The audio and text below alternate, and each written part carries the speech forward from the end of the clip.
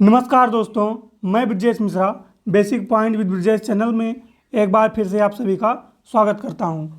आइए हम आज बात करेंगे हिंदी में सर्वनाम की। सर्वनाम क्या होता है, इसके कितने भेद होते हैं। तो आइए हम सबसे पहले बात करेंगे सर्वनाम के परिभाषा की कि सर्वनाम की परिभाषा क्या होती है। वे शब्द जो संज्ञा के स्थान पर प्रयुक्त हों उनको हम क्या कहते हैं, तो उनको हम सर्वनाम कहते हैं। इसका क्या मतलब है कि संज्ञा के स्थान पर प्रयुक्त होने वाले शब्द को हम क्या बोलते हैं, तो उनको हम सर्वनाम बोलते हैं। जैसे आपको हम बता दें, आप पहले इसको देख लीजिए। ये संज्ञा शब्दों के पुनरावृत्ति को रोकते हैं। क्या करते हैं? संज्ञा शब्दों के पुनरावृत्ति को रोकते हैं। तो इसका क्या मतलब है भी आप उदाहरण से समझ जाएंगे। और सर्वनाम का अपने आप में एक विशेष महत्व है। हमारे हिंदी के जो लेखक थे उन्होंने बहुत सोच समझ के सर्वनाम का उपयोग किया था और सर्वनाम का आविष्कार किया था। जैसे हम बात कर लेते हैं कि सर्वनाम अपने आप में महत्वपूर्ण क्यों है, क्योंकि जैसे मान लीजिए सोहन चंद्र चट्टोपाध्याय स्कूल जा रहा है। अभी इसी को फिर से आपको बोलना है, सोहन चंद्र चट्टोपाध्याय ईमानदार है। फिर सोहन चंद्र के ही बारे में बात करना है कि सोहन चंद्र चट्टोपाध्याय की माँ ताजी खाना बना रही हैं। तो हमेशा बार बार सोहन चंद्र चट्टोपाध्याय बहुत बड़ा नाम पड़ जाता है और बार बार नाम लेना ये थोड़ा अच्छा नहीं लगता है। इसीलिए किसी भी व्यक्ति के बार बार नाम का पुनरावृत्ति ना करने से अच्छा है कि उसका मान लीजिए भी छोटा नाम है, राम है, श्याम है, चलो बार बार लिख दे रहे हो, आसान है। लेकिन बड़ा नाम हो जाएगा तो बार बार लिखने में थोड़ा दिक्कत होता है। इसलिए सर्वनाम का प्रयोग करने से वहाँ पे वह आसान हो जाता है और अच्छा लगता है। शब्द को देखने में भी और वाक्य को पढ़ने में भी अच्छा लगता है। जैसे आप देखेंगे, सोहन चंद्र चट्टोपाध्याय स्कूल जा रहा है। फिर यहाँ पे सोहन चंद्र के ही बारे में बात चल रही है, लेकिन यहाँ पे इनका नाम ना लिखकर यहाँ पर वह सर्वनाम का प्रयोग कर देते हैं। सोहन चंद्र चट्टोपाध्याय स्कूल जा रहा है, वह ईमानदार है। वह ईमानदार है माने कौन? सोहन चंद्र चट्टोपाध्याय की बात करते हैं। ऐसे ही आप देखेंगे उसकी माताजी खाना बना रही हैं, तो उसकी किसके लिए प्रयोग किया गया है? सोहन चंद्र चट्टोपाध्याय के लिए। अब सोच लीजिए, इतने बड़े शब्द के लिए केवल छोटा सा शब्द उसकी का प्रयोग करके हम अपना काम कर लेते हैं। ऐसे ही उसके पिताजी बाजार जा रहे हैं। तो किसी भी बड़े शब्द या बार बार संज्ञा शब्दों का पुनरावृत्ति रोकने के लिए सर्वनाम शब्द का प्रयोग करते हैं। हम बात कर लेते हैं अगर सर्वनाम की कि सर्वनाम के भेद कितने होते हैं, तो सर्वनाम के 6 भेद होते हैं। सर्वनाम के कितने भेद होते हैं? सर्वनाम के 6 भेद होते हैं। पहले सबसे हम बात करते हैं पुरुषवाचक सर्वनाम की कि सर्वनाम के 6 भेद में से कौन कौन से हैं। पुरुषवाचक सर्वनाम है। और हम दूसरे की बात करेंगे तो निश्चयवाचक सर्वनाम है। कौन सा है? निश्चयवाचक सर्वनाम है। अनिश्चयवाचक सर्वनाम है। चौथा है संबंधवाचक सर्वनाम। पांचवें की बात करेंगे तो प्रश्नवाचक सर्वनाम। अगर वहीं हम छठे की बात करेंगे तो निजवाचक सर्वनाम हो जाता है। हम बात कर लेते हैं सबसे पहले पुरुषवाचक सर्वनाम की कि पुरुषवाचक सर्वनाम क्या होता है। तो इसके पुरुषवाचक सर्वनाम के 3 भेद होते हैं। कौन कौन से होते हैं? उत्तम पुरुषवाचक, मध्यम पुरुषवाचक और अन्य पुरुषवाचक। इसके 3 भेद हो जाते हैं। किसके? पुरुषवाचक सर्वनाम के कितने भेद होते हैं? 3 भेद होते हैं। आपसे क्वेश्चन पूछ सकता है कि पुरुषवाचक सर्वनाम के कितने भेद होते हैं, तो आपको याद रखना है कि पुरुषवाचक सर्वनाम के 3 भेद होते हैं। कौन कौन से? उत्तम पुरुषवाचक, मध्यम पुरुषवाचक और अन्य पुरुषवाचक होता है। हम बात करते हैं सबसे पहले उत्तम पुरुषवाचक की। तो उत्तम पुरुषवाचक के अंतर्गत मैं, हम और इन्हीं के साथ में कारक विभक्तियों का प्रयोग किया जाता है। कारक विभक्ति का मतलब क्या होता है? जैसे मैं का कारक विभक्ति अगर हम बनाएंगे तो जैसे मैंने ये क्या हो गया? या मैं एक मूल है और इसमें कारक का प्रयोग करके एक हम नए शब्द का निर्माण कर देते हैं। ऐसे ही मेरा, ये सभी क्या है? तो ये सभी उत्तम पुरुष के अंतर्गत आते हैं।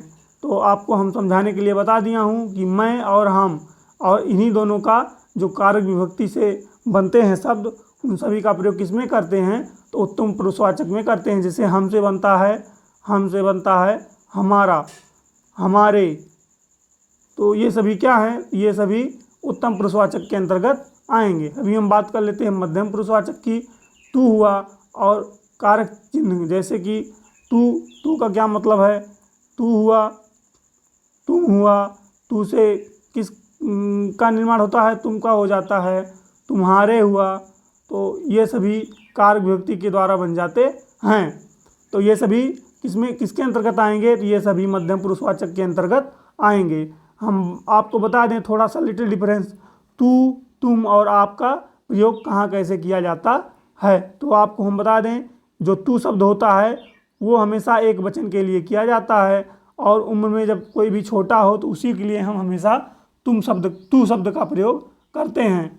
अगर वहीं हम बात कर लेते हैं तुम का, कि तुम शब्द का प्रयोग कहाँ करते हैं, तो बहुवचन जहाँ होता है वहाँ पर तुम शब्द का प्रयोग करते हैं, और उम्र में छोटे के लिए ही किया जाता है। अगर आपसे उम्र में कोई बड़ा है तो वहाँ पर आप कभी भी तुम का प्रयोग नहीं कर सकते हो। जैसे ही अगर हम बात कर लेते हैं आपकी, कि आपका भी प्रयोग हमेशा बहुवचन में करते हैं, लेकिन उम्र में जो बड़ा हो उसके लिए हम आदरपूर्वक के रूप में वहाँ क्या करते हैं, आप शब्द का प्रयोग कर देते हैं। तो हम आशा करते हैं कि आप सभी तू, तुम और आप में जो लिटिल डिफरेंस है उसको आप समझ गए होंगे। हम बात कर लेते हैं अभी अन्य पुरुषवाचक के बारे में। यह, वे, ये, वे, वो और कारक चिन्ह, ये सभी किसके अंतर्गत आएंगे, कारक विभक्तियाँ जो भी बनेंगी वो सभी अन्य पुरुषवाचक के अंतर्गत आती हैं। तो जैसे या की बात करेंगे, या से बन जाता है इन्होंने, वह से बन जाएगा, जैसे हम बात कर लेते हैं वह है तो वह से बन जाएगा उन्होंने, या है तो या से बन जाएगा इन्होंने। और हम आपको और एक बात बता दें कि जो या होता है, या और वह में अंतर क्या होता है, इन दोनों में लिटिल डिफरेंस होते हैं। जैसे कि हम आपको बता दें, जो या होता है इसका प्रयोग हमेशा नज़दीक की वस्तुओं के लिए किया जाता है। किसके लिए किया जाता है, नज़दीक की वस्तुओं के लिए किसका प्रयोग करेंगे, तो यह का प्रयोग करेंगे। और जो वह होता है इसका हम हमेशा प्रयोग दूर के लिए करते हैं। कोई भी व्यक्ति, वस्तु, ये सभी अगर दूर है तो उसके लिए हमेशा क्या कहेंगे, वह। जैसे आपसे भी बोल दें कि यह राम है, यानी कि आपके बगल में ही या कहीं आस पास में है, आप उसको दिखा के बोल रहे हैं कि यह राम है। लेकिन कहीं बहुत दूर जो है कोई बैठा है या खड़ा है और आप उसको हाथ दिखा के बोल रहे हैं कि वह राम है, वह श्याम है, माने कि आप भाव से ही समझ जाएंगे यह माने जो पास ही में हो, वह माने जो दूर हो।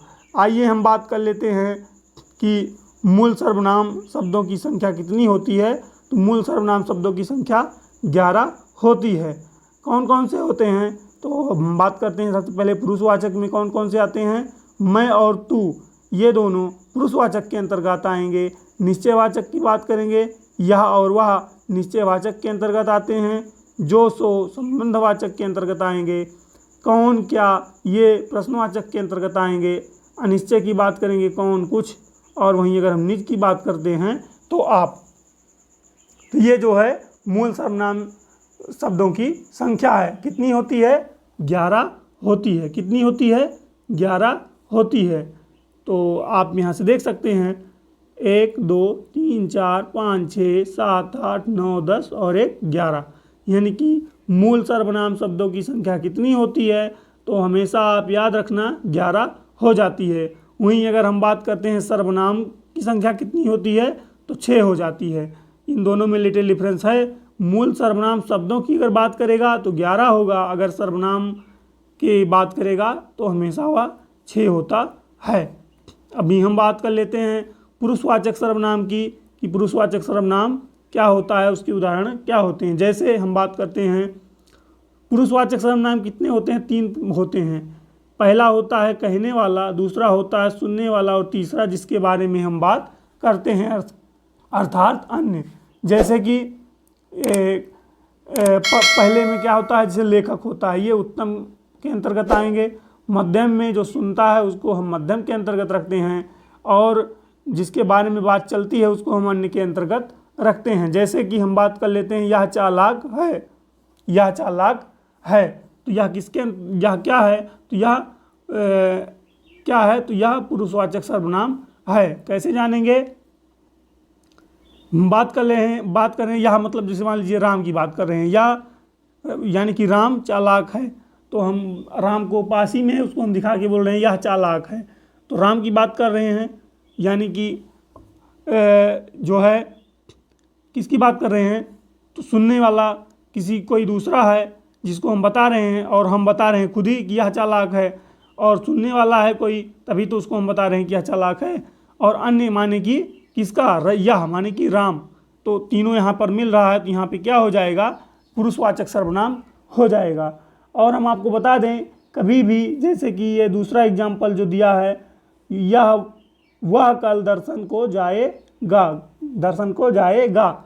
आपको हमेशा बता दें कि कभी भी पुरुषवाचक सर्वनाम के साथ में संज्ञा शब्दों का प्रयोग नहीं किया जाता है। किसका प्रयोग नहीं किया जाता है, संज्ञा शब्दों का प्रयोग नहीं किया जाता। अगर वह संज्ञा शब्द उसमें आ जाता है तो वह हमेशा निश्चयवाचक के अंतर्गत चला जाता है। जैसे आपको हम दूसरा एग्जाम्पल दिखा रहे हैं, ये जो दूसरा एग्जाम्पल है ये जो है पुरुषवाचक से हटकर, पुरुषवाचक सर्वनाम से हटकर निश्चयवाचक के अंतर्गत चला जाएगा। जैसे कि यहाँ पर आप देख सकते हैं, ये जो दर्शन शब्द है यह एक संज्ञा शब्द है। क्या है, संज्ञा शब्द है।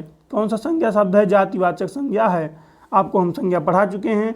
अभी हम बात कर लेते हैं कि निश्चयवाचक सर्वनाम की। इसको हम संकेतवाचक सर्वनाम भी बोलते हैं। जैसे कि किसी निश्चित वस्तु या व्यक्ति का बोध कराए जो, उसको हम निश्चयवाचक सर्वनाम बोलते हैं। इसके हम एग्जाम्पल्स की बात कर लेते हैं। यह मेरी पुस्तक है।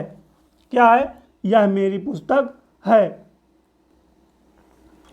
तो यहाँ पर बात कर रहे हैं कि यह मेरी पुस्तक है, तो आपको दिखाई पड़ रहा होगा कि जो यह है इसका हम किसी के जो है निश्चित चीज़ के बारे में बता रहे हैं कि हाँ यह मेरी पुस्तक है।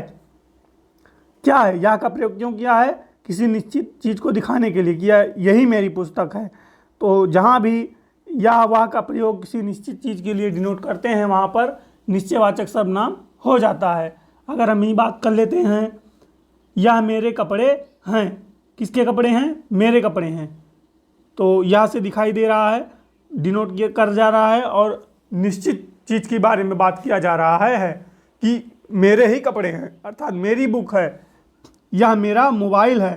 तो जहाँ भी निश्चित वस्तु के बारे में बात करेंगे वहाँ पर क्या हो जाएगा, निश्चयवाचक सर्वनाम हो जाएगा। जैसे वे तुम्हारे लोग हैं, तो निश्चित है कि वे तुम्हारे ही लोग हैं, तो वहाँ पर निश्चयवाचक सर्वनाम हो जाता है। हम अभी आपको बता दें कि वाक्य के शुरुआत में यदि सर्वनाम के बाद में संज्ञा शब्द आए तो वह सार्वनामिक विशेषण होता है। जैसे कि हम आपको यहाँ पे बता दें कि अभी जैसे ये है, यह मेरा मोबाइल है। अगर यह ना लिखकर यह लिखा होता, यह मोबाइल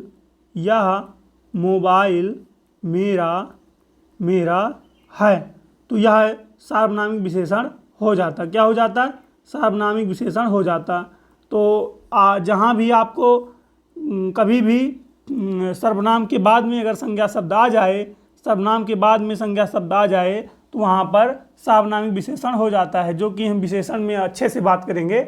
यहाँ के लिए बस आप इतना ही जान लीजिए कि कभी भी सर्वनाम के बाद में संज्ञा शब्द आ जाएं तो वहाँ पर सार्वनामिक विशेषण हो जाता है। जैसे आप यहाँ पे देख सकते हैं, 2 एग्जाम्पल्स मैंने लिखा है आपको समझाने के लिए। यह घर मेरा है, तो यह घर मेरा है, तो हमें आप देख सकते हैं यह हो गया और घर हो गया, इसी के तुरंत बाद संज्ञा शब्द आ गया। तो मैंने आपको बताया है कि सर्वनाम के तुरंत बाद अगर संज्ञा शब्द आ जाए तो वहाँ पर सार्वनामिक विशेषण हो जाता है। अगर वहीं हम बात कर लेते हैं, यह मेरा घर है, बस केवल इन्हीं दोनों का आप देख सकते हैं, कुछ नहीं किया गया है। इसको और इसको पहले लिखकर और इसको बाद में लिख देते हैं, तो वहाँ पर निश्चयवाचक सर्वनाम हो जाता है।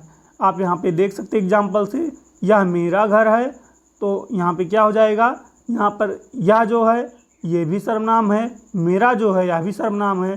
जब लगातार दो सर्वनाम आ जाएंगे तो वहाँ पर निश्चयवाचक सर्वनाम हो जाता है। अभी हम बात कर लेते हैं निश्चयवाचक सर्वनाम की, कि निश्चयवाचक सर्वनाम क्या कौन से होते हैं। ये आसान है आपको समझना। अनिश्चित वस्तु या व्यक्ति के बारे में जो बताता है उसको हम निश्चयवाचक सर्वनाम बोलते हैं। इसमें दो शब्दों का प्रयोग करते हैं। कौन कौन से शब्द का प्रयोग करते हैं, तो एक है कोई और दूसरा है कुछ। जहाँ भी आपको कोई और कुछ मिलेगा वहाँ पर अनिश्चयवाचक सर्वनाम का प्रयोग जान लीजिए हुआ है। जैसे कि कोई का प्रयोग हमेशा प्राणीवाचक के अंतर्गत करेंगे, यानी कि सजीव वस्तु के बारे में जब भी बात होगी तो कोई का प्रयोग करते हैं, और जो कि कुछ होता है यह हमेशा निर्जीव वस्तुओं के बारे में होता है। अर्थात ये जो कोई है यह प्राणीवाचक होता है, वहीं कुछ की अगर हम बात करेंगे तो वस्तुवाचक होता है। क्या होता है, वस्तुवाचक होता है। चूँकि वस्तु जो है यह निर्जीव होती है, इसमें सजीवता नहीं होती है।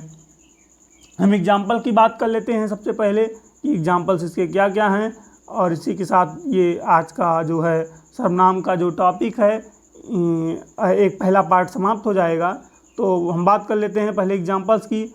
बाहर गेट पर कोई खड़ा है, तो बाहर गेट पर कोई खड़ा है, ऐसा तो है नहीं कि कोई जो है आलू गाजर खड़ा रहेगा, कोई इंसान ही खड़ा रहेगा। तो कोई का प्रयोग मैंने आपको बताया है कि हमेशा सजीव के लिए करते हैं। किसके लिए करते हैं, सजीव के लिए करते हैं। वहीं अगर हम बात कर लेते हैं कुछ की, कुछ दे दीजिए, कुछ दे दीजिए। अगर मान लीजिए कोई भिखारी भीख मांगने आया है, वो बोलेगा कुछ दे दीजिए, तो क्या आप किसी इंसान को उठा के दे देंगे? उसको तो कुछ ना कुछ खाने पीने की वस्तुएं ही देंगे, ऐसा तो है नहीं कुछ किसी व्यक्ति को उठा के दे देंगे भैया कि लो जाओ। तो जब भी कुछ का प्रयोग किया गया है तो आप ये जान लीजिए कि वह निर्जीव वस्तु की बात कर रहा है। किसकी बात कर रहा है, निर्जीव वस्तु की बात कर रहा है। हम बात कर लेते हैं कोई गा रहा है, कोई गा रहा है। अगर ऐसा बोल रहा है तो ऐसा है नहीं कि भिंडी और टमाटर गाएगा। भिंडी टमाटर को कभी गाते सुना है आपने? इंसान को ही गाते सुना होगा। तो इंसान क्या होता है, सजीव होता है। तो हमेशा मैंने आपको बताया है कि जो भी सजीव वस्तुएं होती हैं वही जो है क्या नाम है वही अनिश्चयवाचक सर्वनाम के अंतर्गत आती हैं। और जो कोई है, कोई का प्रयोग हमेशा सजीव के लिए करते हैं, और कुछ का प्रयोग हमेशा निर्जीव के लिए किया जाता है। कुछ का प्रयोग हमेशा किसके लिए किया जाता है, निर्जीव के लिए किया जाता है। स्वाद में कुछ कमी है, तो कुछ का प्रयोग किसके लिए किया जाता है, निर्जीव वस्तुओं के लिए किया जाता है। मैं कहीं पर पहुंचा हूं, कहाँ पहुंचा हूं ये नहीं पता है, तो इसका भी प्रयोग कर लेते हैं अनिश्चयवाचक सर्वनाम के अंतर्गत। तो इसी के साथ आज हम सर्वनाम के पहले पार्ट की समाप्ति करता हूं। जय हिंद, जय भारत, धन्यवाद।